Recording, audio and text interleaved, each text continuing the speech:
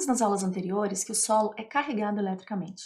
Mais especificamente, as argilas e a matéria orgânica do solo possuem cargas. Vimos em uma aula específica que essas cargas podem ser permanentes ou variáveis. As cargas permanentes oriundas da substituição isomórfica ocorrida durante a formação desses minerais já foi abordada em uma outra aula. Agora, nós abordaremos com um pouco mais de detalhes sobre as cargas variáveis do solo.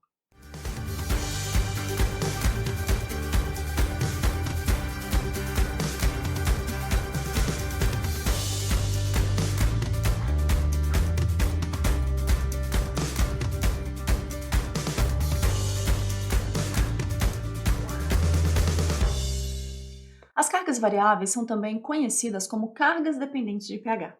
Isso ocorre porque ela se origina a partir de adsorção de íons na superfície dos colóides, ou seja, na borda dos minerais ou nos grupamentos funcionais da matéria orgânica do solo.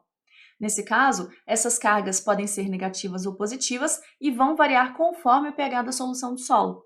Assim, a carga líquida desse solo vai ser determinada pelo íon que é absorvido em excesso nessas faces. Esses íons mais conhecidos são os prótons, H+, e as hidroxilas, ou H-.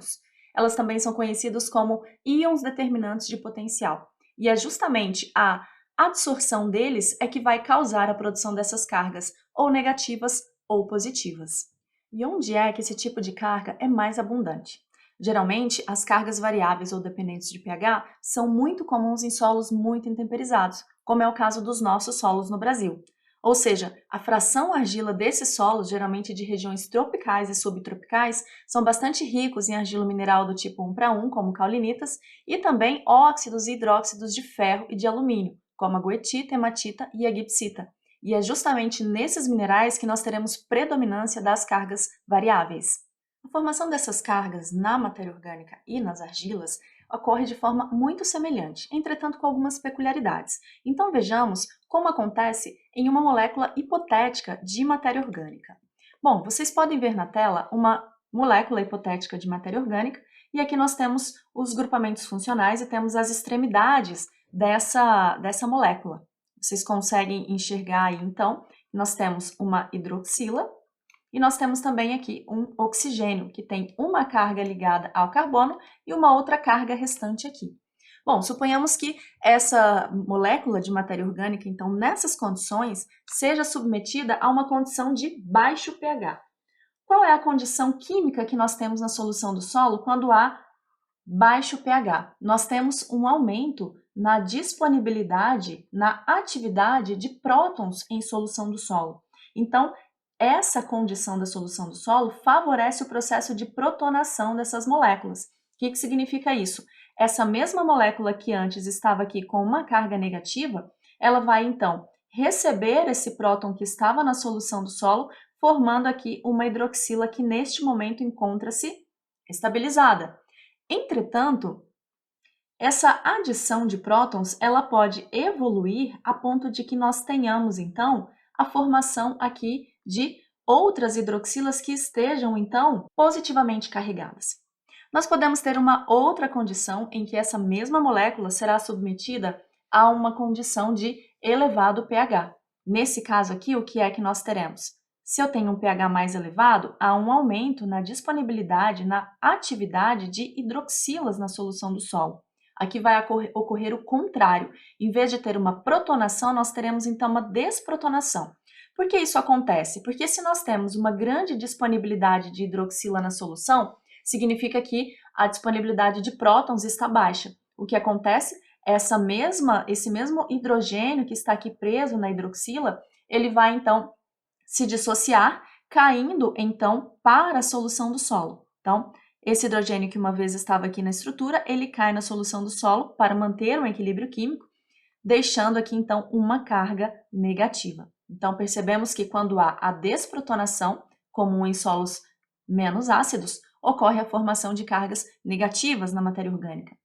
Por outro lado, quando eu tenho baixo pH e excesso de prótons na solução, ocorre a protonação, fazendo com que haja então a formação de cargas positivas. Vejamos agora o que acontece nas argilas. Então, nós temos aqui as argilas, certo? E nessas faces das argilas, nós temos os tetraedros e octaedros, como nós já vimos em aulas anteriores. Se você ainda não viu como ocorre a estrutura, aconselho você então a dar uma olhada na descrição desta aula para acessar então a aula sobre a estrutura dos minerais silicatados, tá? Voltando ao assunto, nós temos aqui então essa argila nessas condições e ela também será submetida às mesmas condições. Se eu tenho baixo pH, um pH mais ácido, eu tenho então mais prótons. Se eu tenho mais prótons, a face dessas argilas será então protonada, o que significa que vai haver adição de hidrogênio aqui nas faces das argilas, até o momento que haja então a formação dessas cargas positivas. Por outro lado, se essa mesma argila, essa caulinita, por exemplo, que é o mineral que nós estamos utilizando aqui, for submetido a uma condição de pH mais alta, ou seja, onde eu tenho um aumento na atividade de hidroxila em solução do solo, significa então que eu tenho pouco hidrogênio, pouco próton em solução. O que acontece? Para que haja então um certo equilíbrio na solução, esse hidrogênio que estava aqui associado com o oxigênio, ele vai ser então liberado para a solução do solo. À medida que esses prótons vão sendo liberados, eles vão deixando então sozinhos o que aqui na estrutura? O oxigênio. O oxigênio ele tem duas cargas negativas, uma está aqui estabilizada no silício e a outra está sobrando aqui para que seja então uma fonte de retenção de íons, especificamente cátions, né? Então aí nós temos um exemplo de uma carga da CTC do solo, tá? Então desse lado nós temos maior abundância de CTC e desse lado de cá nós temos maior abundância de CTA. O que é que nós desejamos para os nossos solos por conta dos problemas de absorção específica de fosfato? Nós desejamos que a CTC seja mais abundante. Se vocês pararem para observar, entre esses dois extremos, nós temos ali um meio termo. Aquela parte em que a produção de cargas negativas começa então a se igualar às cargas positivas do solo. Nós vemos então que há um ponto em que a carga líquida do solo é zero. E é exatamente esse ponto que nós denominamos de ponto de carga zero. Bom, o ponto de carga zero é uma propriedade do solo que nós utilizamos para saber quando é que esses colóides do solo estarão formando cargas ou negativas ou positivas. Nesse caso, o que é então esse PCZ, esse ponto de carga zero? É nada mais do que um valor de pH no qual essa carga líquida superficial da argila, ou seja, o somatório da quantidade de cargas positivas mais as cargas negativas, é exatamente igual a zero. Então, nós percebemos que quando nós estamos com o pH do solo abaixo do PCZ, todos esses colóides estarão formando cargas positivas. Por outro lado, se ele está exatamente no PCZ, eu tenho cargas positivas exatamente igual à quantidade de cargas negativas, ou seja, nós temos um balanço nulo de cargas. Acima do pH, começa a haver a formação de cargas negativas, ou seja, acima do PCZ.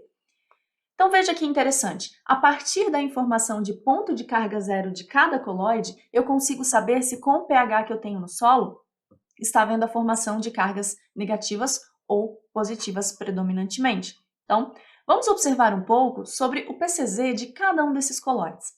Se nós pegarmos como exemplo a caulinita, um argilo mineral do tipo 1:1, nós teremos um PCZ entre 3,5 e 4.